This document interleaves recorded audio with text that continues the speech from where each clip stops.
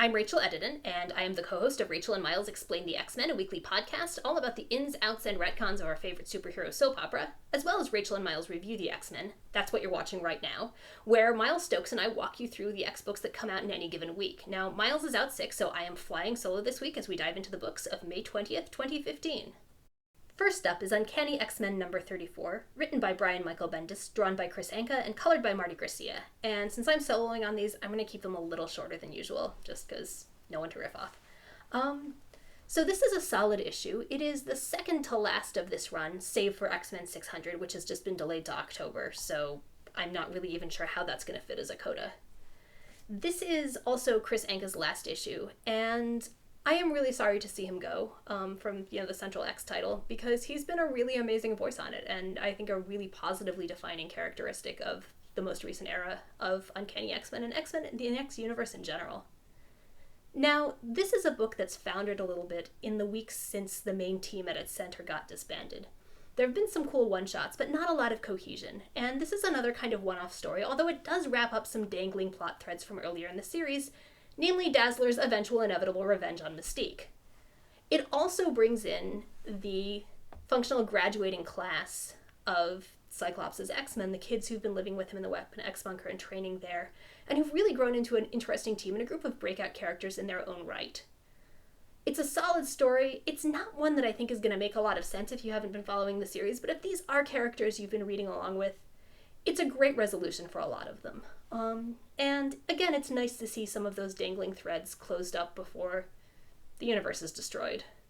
Next up is Wolverines number 19, written by Charles Soule, drawn by Ariella Cristantina, and colored by Sonia Oback. And the series really catches its stride again with this issue. It's been hit and miss, and the issues where it's foundered have been the ones where it lost its momentum, and it really gets it back here as it escalates towards what's looking like it's going to be the inevitable endgame.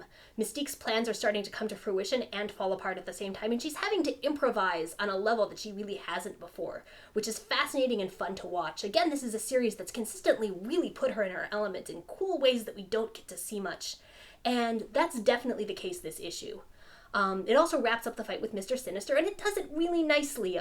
Sinister gets to be ridiculous and postury because he ends up fighting a Gun, the evil samurai Wolverine villain who possesses people and also has, great brag game, and they both posture like crazy. It's fun, it's ridiculous, and it's a great character moment for both of those guys. Ariella Cristantina, who's the artist, does a really solid job on the fight scenes. They're lush, they're very dynamic. Where the art falls a little bit short here, and where it does, I think, consistently in this series, in ways that really speak to a rushed weekly title, are the backgrounds, which kind of feel rushed. They feel a little bit sloppy, and they definitely feel like, they're drawn and existing on a separate plane than the character art, which works sometimes, and sometimes just feels kind of disconnected. All in all, it's a strong issue. It's one that's very heavily rooted in continuity, as is most of this series. Honestly, if you haven't been following it by now, this is not a good place to jump in. If you're just looking at it right now, I would simply wait for the trade or wait online and catch up there. But if you are, it's an issue to look forward to, and it's one that I think you'll enjoy.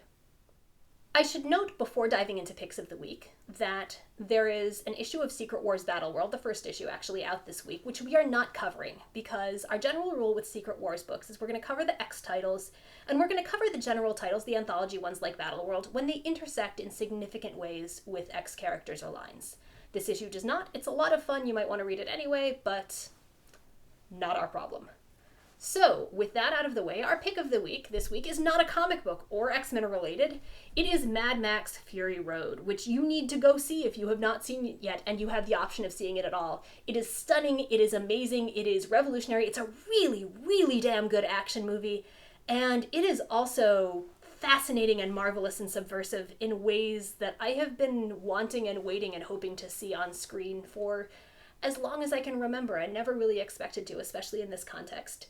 It's exquisitely performed, it's phenomenally designed and directed, and no matter what you're going into it for, I think you'll come out of it getting more than you expected.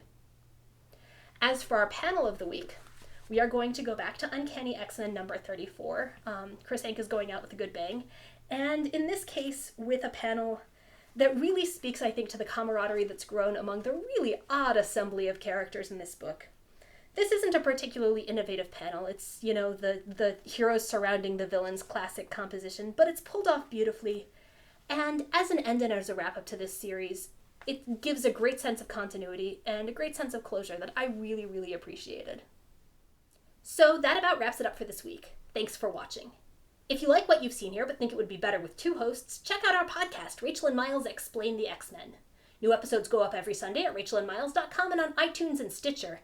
And this week we're going to be following Iceman and Nightcrawler on multiversal romps through their respective early 80s miniseries. That podcast, these video reviews, and everything on rachelandmiles.com, including art, essays, X-Men Evolution recaps, and much, much more, are brought to you by the generosity of our Patreon subscribers. This is an entirely listener-supported and ad-free project, and it is made possible by those fine folks. If you'd like to join them in supporting our ongoing work, as well as unlocking some really cool milestone goals, you can do that at the link either above or below, depending on where you're watching this. Otherwise, thanks for bearing with me, and I'll see you next week.